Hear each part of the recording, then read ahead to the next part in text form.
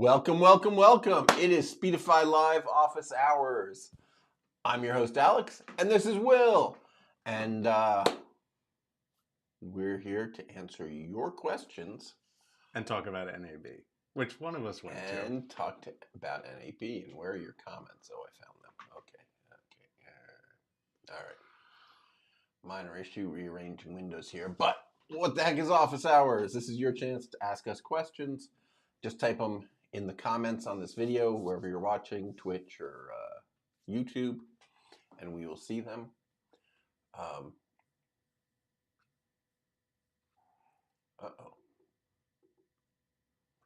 We still get disconnected despite redundant mode on Ethernet and Wi-Fi. Support suggested switching to the fastest server plus UDP, but we still get disconnected. Sent logs per support. What else can we do? I guarantee you that if you send logs to support, that our man Kevin over here knows about it, and we're probably talking about it. Yeah, that's probably on the agenda today. We will get back to you, CMP. Absolutely. Send logs. We'll make sure that somebody follows up today. Yeah, for sure. Suggestions. Yeah, that's funny. Are the Ethernet and Wi-Fi going to like the same internet connection? You'd think at that point you'd be good. All right.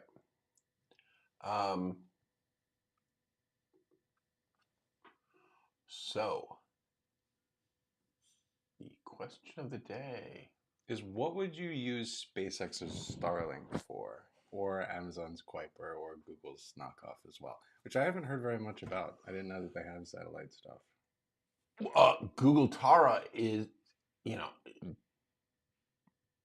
let's talk about it. It's not satellite stuff. So this is a spinoff of their Project Loon, right? So they tried this thing where they put up balloons with cell phone tower electronics, and they thought they would launch so many balloons that wherever you were on Earth, there'd be a balloon within sight, so there'd always be a cell phone tower. And they designed a system of lasers to get internet from balloon to balloon to balloon to get it to you. I guess predictably, it failed, right? I mean, wind currents pull all the balloons together. And so it turns out you need a nearly infinite number of balloons to achieve that, because the balloons all end up grouping together and they don't last forever and they fall out of the sky. And so the whole thing didn't work and they canceled it. But apparently they've developed really cool lasers. Lasers. Space lasers. Well, so now they're just talking about maybe they just use them on houses, pointed at cell phone towers, cell phone tower pointed to the next cell phone tower, and just skip running fiber optics anymore. Right? Apparently they're saying they can get multi-gigabit speeds. Yeah. Through the air with these lasers, right? There's intelligence. They move the laser and they self-adjust. So you just put it on there and it finds the other laser and locks in on it. And if there's wind or whatever, it just adjusts to it. That's pretty cool. So they're trying to make nobody need satellites. We'll just, a couple lasers, we can zip it wherever without having to do the whole thing. So that's where Google is at. So that's what fiber optics is, just without the right. glass. So fiber optics, you're sending it down the glass, and it's really remarkable how far you can get a laser to go down a thread of glass with essentially no loss. And there's a trick to it, right? Do you know about this? So, the refraction of glass, right, is how much, light slows down when it enters glass, and because light slows down, it bends. So in those tiny fiber optic threads, the center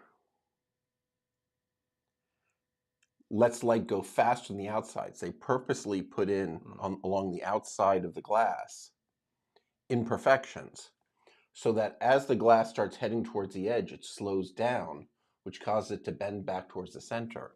Hey, that's pretty cool. And it's all within that tiny thread. They make sure that the index of refraction changes as you get away from the center. So the light is subtly bent back to the center, and that's why it doesn't come out when you bend it if you don't bend it too hard. Neat stuff. Anyway, the point of all this, or maybe not the point, but an interesting detail, is that on our YouTube channel, we've got a new Between Two Palms discussion video where we talk about this stuff. Taara and Starlink and what happened with Project Loon. So check that out. What was the next thing I was going to talk about? All right. More questions.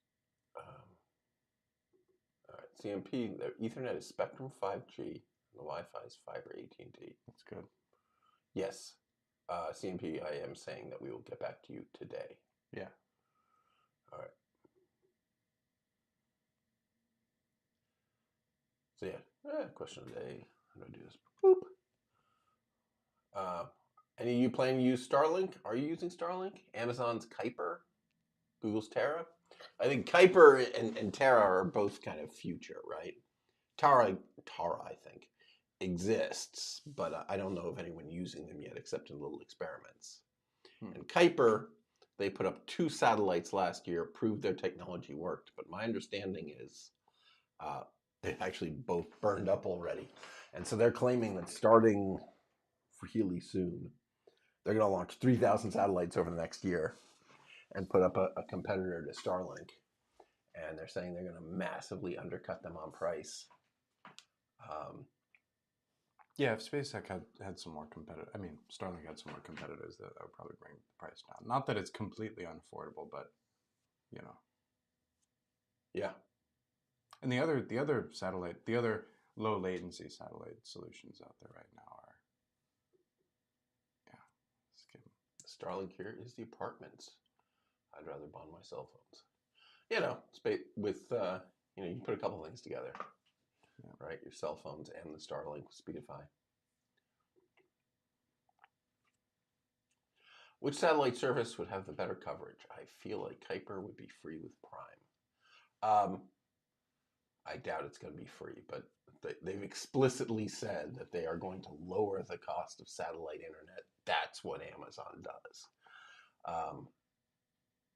So yeah, I bet it's going to be cheaper. But let's give Starlink credit.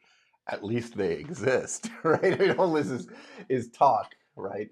They're saying they're going to put up 3,000 satellites or whatever in the next year, and maybe they'll do it. But right now, you can go to the store and buy yourself a Starlink, and it works. And I've got 2 on the roof here above us right now, and they are working. So yeah, there it is. So do check out the video. It's on our YouTube channel. So YouTube, Speedify. Brian Fidel, using my own CubeSat is missing from the options. No, that's oh my gosh. So I went to Mobile World Congress. What was it? A month ago? And that was one of the coolest things. A CubeSat, a satellite that's about this big, the size of my coffee mug, you can have put into orbit for $100,000, and it'll go around the Earth for about 3 years before it burns up. So if you have a little package of electronics you want to put into space for just the low price of, adding 7 years to your mortgage, you can do it, right? Now, what would you do? And so I met some interesting people there who were doing stuff like, what is it called? LoRa. I don't know if you're familiar with LoRa. It's this low power 900 megahertz Internet of Things network. Yeah.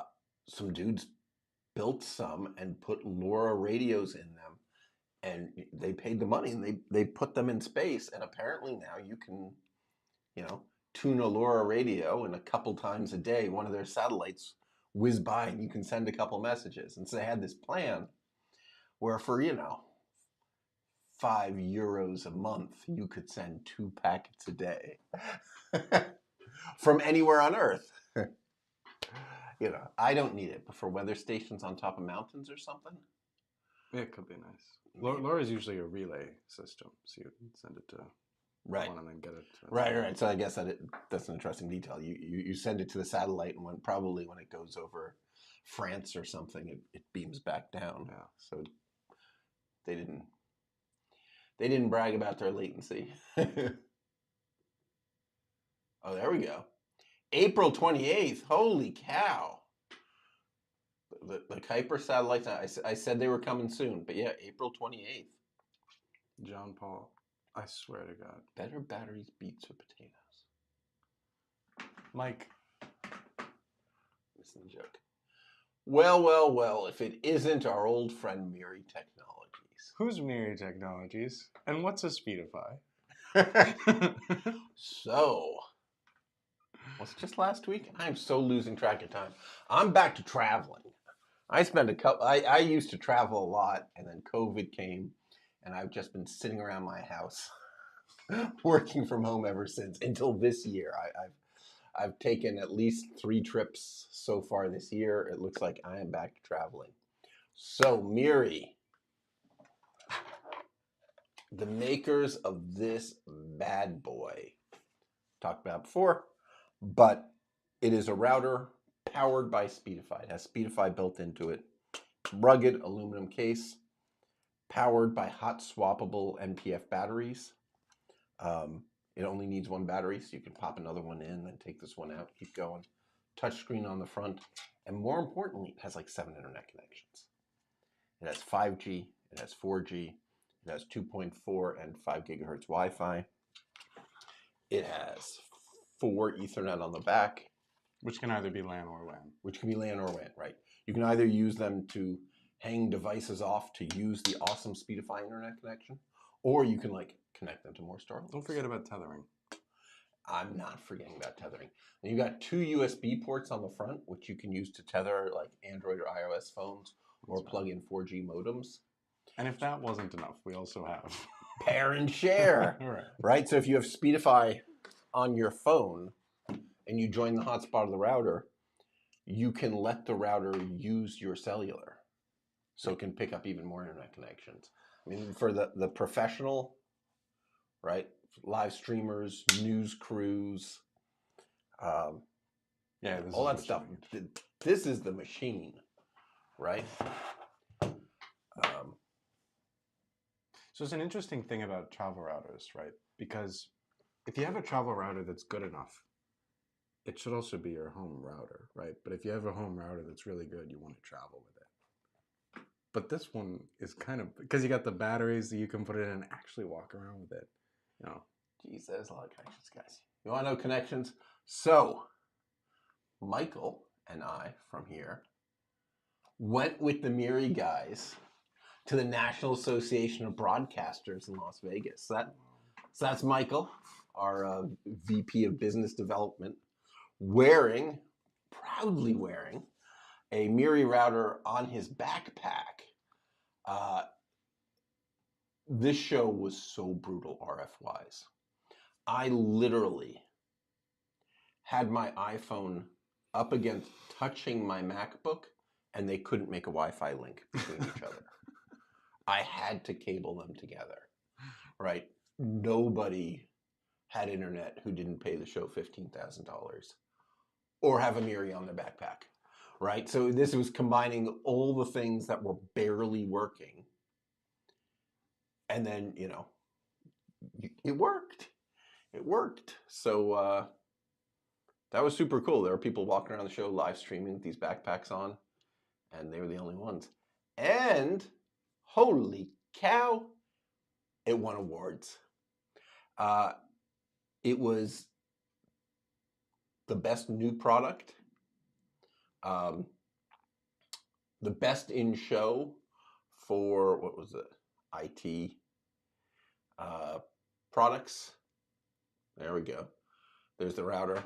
It's not, obviously that's the front and the back. Some people got confused and thought we were selling a 6-inch thick router, but no, that's in fact 2 of them. They're actually an interesting detail. Not only can you put them on the backpack or put them on your desk, they're half width 1U, and they come with mounting hardware. So if you have a rack, you can rack mount these, which depending on what you're doing, you know, the people who drive around on trucks with all their, you know, computers and routers and stuff, that's how they like to do it. They like to put them in a rack, and that just works here. Does it get a screw on the bottom? Screw it into a stand. Yeah. Oh yeah, actually, that's a funny detail that comes in handy. I guess you probably can't see it. there's a screw hole there. You know, the mount to put it on a tripod or anything else, or to hang a camera off it. There's so much gear now that uses that standard thread screw hole. There we go. There's the Miri team. Mike and Ryan and Daryl and Renee. There's Ryan again. Yeah, isn't that cool? There we go. Best of show, TV Tech winner. So that was a lot of fun, and I'm still kind of on that high. All right. Alan says that is a lot of RF pointed at his head. Yeah. He's talking the backpack. The antenna is coming right below the base of his skull. The thought has occurred to me. There we go. Yeah. Product of the year: networking infrastructure and security. That's the actual award. So nice. A lot of fun. There's another well, I wait for you. If you guys have questions, just ask them. A few people have figured it out. Nice. Pixel Baby Gamer. Excited for us. There's another Between Two Palms about the Blue Ghost 1 moon lander. This mission is over, but we did a video about it a couple weeks ago. It's worth seeing.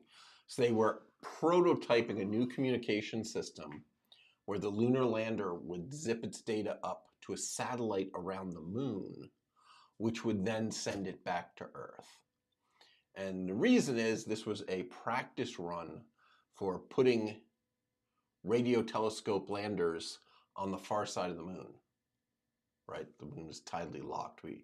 The dark side of the moon isn't dark. It's that we never get to see it because it's on the far side, which means we can't radio it. But that also means it's a perfect spot to build a radio telescope. Build a radio telescope up there. You can hear everything but humanity because the moon is blocking you from our interference. But of course, you can't call home. So they came up with this new system and they tested it, and it worked perfectly. And in fact, they used it to beam back a total of 120 gigabytes of data. And they did a bunch of other things. They actually managed to they put a GPS on it, and it managed to lock onto the GPS satellites going around the Earth from there and successfully found its location. I'm amazed that didn't crash the software, right? There must have been all these numbers that no one had ever seen go negative before, right? Because it's on the opposite, right? It's not where on Earth, but it has an altitude higher than the satellites. And it worked. You know, it picked up some lunar dust and looked at it. It drilled into the soil and stuck a thermometer down there, measured the temperature. So great little mission, 100% successful, which is pretty rare for these moon missions. There were a couple others in the last year or two that have landed and then tipped on their side. There's a Japanese one. There was another company. I'm not giving you enough to say, Will. I'm just babbling here.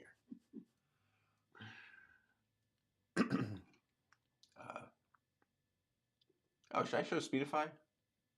Go for it. Speedify's doing pretty well right now. All right.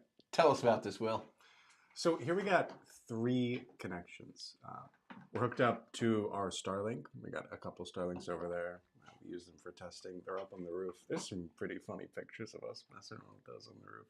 Sometimes when we're mostly you. Yeah, mostly, yeah. Sometimes when we test out, new features, new deeper integration with Starlink, we like obstruct the Starlink, tilt it on its head. I lay on it, this and that, and there's some wild stuff we do over there. Tinfoil it, this and that. Regular old Ethernet for our office, pretty good connection, just hooked up, over Ethernet. Yeah, it's always good to have one of those. And then tethering down to this Alex's iPhone. Yep. So a total of 3 internet connections. Yeah. Although right now Comcast is behaving themselves, right? If you look at the graph, doing all right. It's Yeah. So as Alex likes to say, these primary, secondary, these priorities have a lot to do with the cost of using Ooh, wait, things are getting worse. Anyway, sorry, keep going. And so we only go down to secondary or to backup when we need to, because, for example, cellular might be very expensive to use. You might just get throttled at some point if you use too much. Bluetooth the same. Oh, look at that, parent share. I guess Ryan just arrived at the office, joined the hotspot, and therefore started sharing his cellular from his iPhone, which is on Verizon. So now we have a fourth internet connection. Ryan. Thanks, Ryan. All right, now people are just playing around and joining the hotspot to see what they can get on the live stream. But so parent share automatically pairs with people on the same team or family, unless you disable that, which is why we got these to show up. Yeah. So streams, Speedify detects high priority streams. It has realized that this live stream is high priority, and you can see we are streaming to YouTube and Twitch. A pro tip, if you think you're going to have bad internet, don't do this. Just stream to one server and then have it stream from the internet to both places, because that's why we're using, right? Look at this, 14 megabits. We're probably sending 7 megabits to YouTube and 7 to Twitch. So if we were in a rough spot, this would break down, where if you were streaming to some sort of restream service, or even just a PC of yours running OBS, you could then stream it to multiple places without doing this. But, we're in good shape here. We're, wired in multiple internet connections, and we're not moving, so it's fine. All right. Pixel Baby says, thanks for getting Speedify working on the Cortex A76 chipset with OpenWRT. That was you, right? Yeah. So there's interesting stories there about the different. So we work on any ARM architecture, but OpenWRT currently in its most O package, the one that most people use right now, does not have a really great way to say, like, well, we support this ARM architecture and all of the ARM architecture. You need to be very specific about which sub-architectures you support. There's hundreds of them. Yeah. So it's mostly extending the list here? Mostly. Coyote Express, I'm still on the Star Trek. I'm still with Starlink on the Semi. Nice. So you're trucking. All right. All right. Like, I've been wondering why there's no My Account page, so we'd be able to check our entire order history and licenses from one location. Techranius. There is. Teams? my.speedify.com. Samuel. Go there, log in with your Speedify account.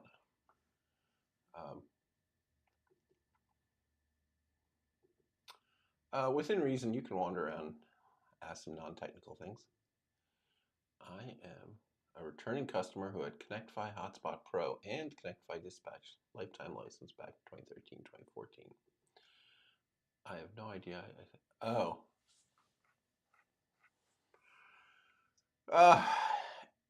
Email support speedify.com. I see. Yeah, so myspeedify.com does not show ConnectFi Hotspot licenses.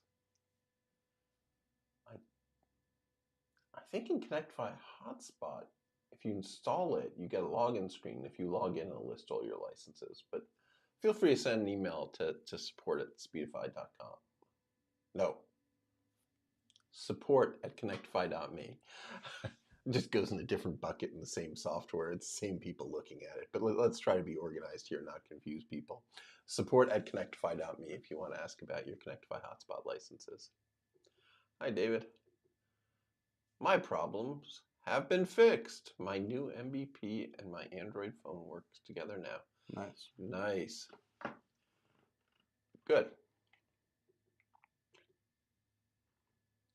All right, Coyote says, the only problem that Speedify won't fall back from Starlink ASAP to 5G when I'm under the roof. It should. It should fall back immediately. It should fall back immediately, is right. Yeah. Yeah, send us logs when that happens. Yeah. Roger says we've got all the Speedify licenses together under a single interface.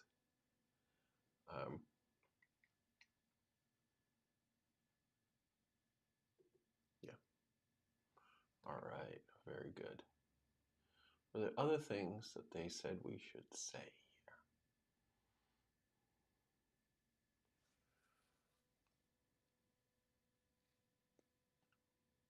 here? Yeah, so everyone's fighting for spectrum rights. There's all these satellite services. I mean, we mentioned Starlink, we mentioned Kuiper, but Apple now has bought a big piece of Globalstar, and so they're pushing. They seem to be coming up on the lower end. Like, they don't seem to be trying to do high-speed internet, but they're trying to make like phone calls and texts and stuff like that all work from anywhere in the world. If you're outdoors, boop, you connect to a Globalstar satellite, and they're going that way. But they're putting more and more money in, and I assume there's some long-term vision that eventually they'll compete too. I think Globalstar has 31 satellites. What are these spectrum rights? Like right. A company owns a piece of them. Right. So there's all these different frequencies. It's a bit gross. 12 gigahertz, 9 gigahertz. And a lot of times the government will auction off the rights to use them. And of course, different governments. So you end out with this weird patchwork where, like, well, over France, I can use 9.1 gigahertz. But oh no, I'm over Spain. Now I can use 9.3 gigahertz. And so a lot of the stuff has to be adjustable and keep track of licenses and stuff. Yeah, so it's weird. So obviously I'm a huge fan of the ISM band, industrial, scientific, medical, 2.4 or 5 gigahertz, now 6 gigahertz, where everyone is required to share it, right? And that's where Wi-Fi happens. That's where Bluetooth happens. That's where LoRa happens. All these open technologies are all there, and it's great. But the truth is they are much less efficient. If you have one band that is only used for one protocol, and the towers on it are carefully designed to not overlap and stuff, you can squeeze so much more bandwidth out if you put one company in charge of a given frequency. And so we end up with this weird patchwork where 1.8 gigahertz is owned by Verizon and 1.7 gigahertz is owned by T-Mobile, and 2.4 gigahertz is shared by everybody else. Yeah, it's a complicated thing. All right, I don't know if you can answer this, but how have the tariffs affected the company? Are you sourcing products from tariffed countries? Connectify ourselves, we're a software company. Pure. And we're sort of insulated. But we have customers and partners who are much more directly affected. I can't speak for Miri, but gotta guess there's something in here made in China, or any other country, right? So we're not so directly affected. We had one tiny customer kind of say, "Oops, we're done, give up," but it was so small, it doesn't really affect anything, though it's still sad. All right. Apparently, one of the reasons Loon failed was because they had to fight too much against local telcos internationally for 4G spectrum. Right. So Loon, again, they were putting Google was putting cell phone tower electronics in balloons and floating them around. But, as soon as they floated over country, they were a cell phone company and they needed a spectrum to use. LTE, it's meant to they assume that one company owns the channel and that lets them do the super efficient things they do, but tough for balloons wandering around, I guess. Did they do that again? Okay. Is it just me, or does every time GLiNET do an update, Speedify stops working and is removed from the VPN screen? They did. What? Can you tell us what version you just updated to? Yeah. The GLiNET people are very, very friendly to us. Right. We don't think this is on purpose. But sometimes it does feel like their software updates are sabotaging us, right? They'll change one little thing that that breaks us, and so whatever, we quickly fix it. Is Wi-Fi 7 a big leap? I don't know. I haven't heard much about Wi-Fi 7. I'm going to say yes. Not because of the tiny improvements in most of Wi-Fi, but that it enables Wi-Fi to use the 6 gigahertz band. There is so much bandwidth there. So much bandwidth there. I mean, it's... So was that spectrum owned by someone that they like reclaimed, or was it always up for use, but we didn't have the hardware? It might have been, you know, I'm blanking. I think it might have been military. And then the military just wasn't using it and gave it away? Yes. Huh. I mean, that Congress forced the military since they weren't. I think there are even some things in the band about like the military can say we're using it now, stop using it. And your thing, right? There are a couple of the 5 gigahertz bands that are like that. Where before you can start using it, you have to jump on and make sure that there isn't a radar system using it. And if you're near an airport, apparently sometimes you'll get a nope. We're close to an airport that's using it. You're not allowed to use it, but for most of us, we're not. We just use that band. The problem is, of course, you need everything updated to use it, right? And old but the cheapest new iPhone uses it. But the latest iPhone, that 16E they just came out with, doesn't have support. Like, and of course, any iPhones from 3 years ago, I think Macs from this year have it, but you kind of have to update everything, right? I mean, people keep their gear for a couple of years now, and so until you have enough stuff updated, it's kind of not noticeable. My iPhone is like 10 years old. Yeah, Samuel, tell us more feedback. It would be super nice to be able to see all of the Speedify network graphs at once instead of tabs like they currently use. Yeah, so one thought we've had that obviously we haven't done yet is if you make the screen large enough, like you Mac, not on a phone, but like on a Mac, let me show you. So you take Speedify here and you maximize it, and wow, we're not really making great use of the space anymore, are we? No. We probably should just turn the graphs into tiles and show every one of them at once, right? We clearly have the space. So I agree with you. All right, Miri says Miri is insulated by our inventory levels, but we are actively working on final assembly outside China. For now, we do fall under the new exempt category for HS codes that was announced this week. Good. Nice. That is good. Awesome. All right, Marcelo from Chile.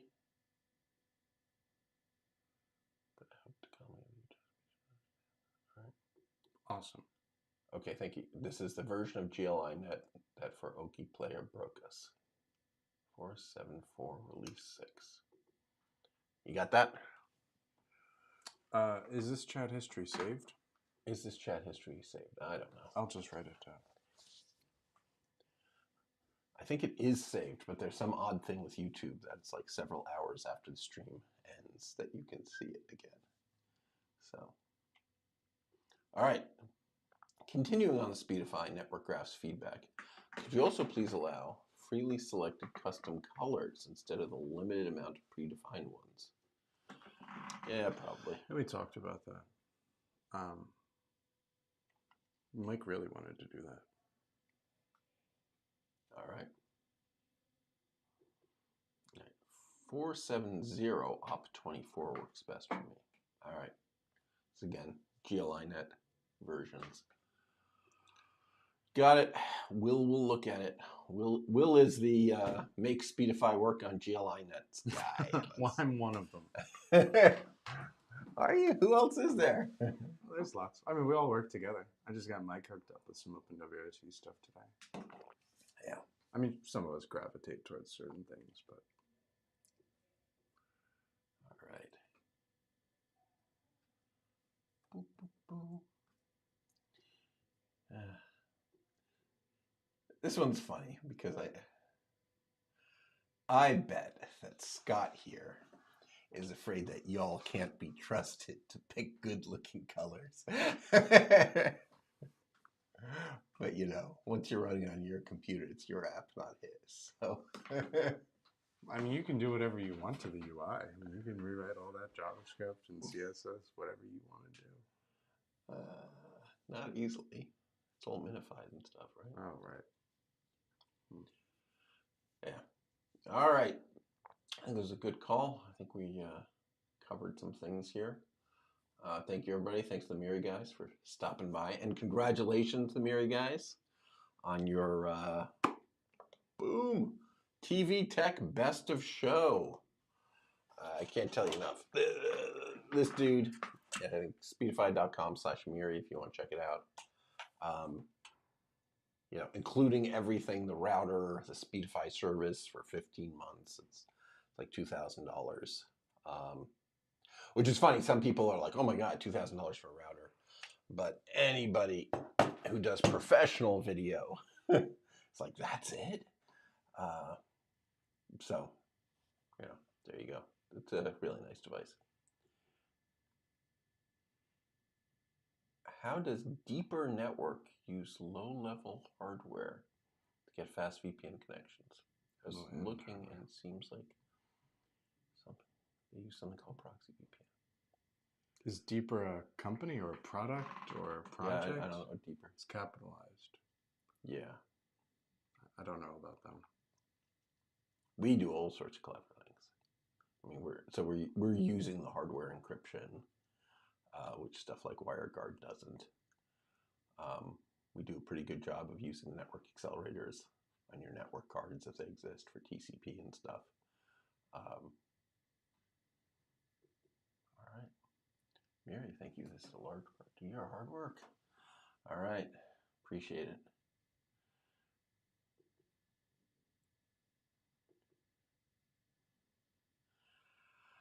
How long will the 70% discounted Speedify offer exist?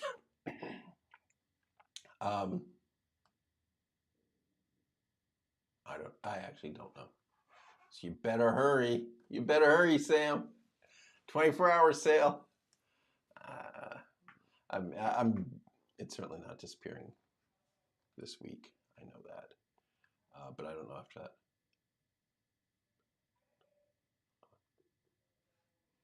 Decentralized private network. Use VPN tunnels by distributing the VPN function across the network of nodes. Yeah, there's... These things show up all the time. There was, what's it called? And for all I know, this is just the same thing renamed. Was it Ola, the VPN? Where the idea was you connected to someone else's house, so no site got blocked. And it turned out that the entire business model was that they sold to hackers, that they could launch their attacks from your house. And they charged big bucks for people who wanted to do illegal things and make sure that you got blamed for it. So that's why their VPN was so cheap. So your traffic all got encrypted and appeared to come from somewhere else, but some hacker's traffic came from you. And it was really bad. It was really bad. So, but I don't know anything about these people in particular.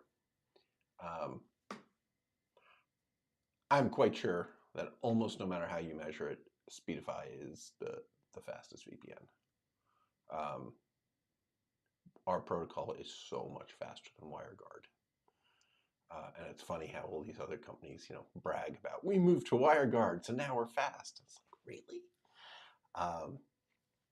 But neither here nor there.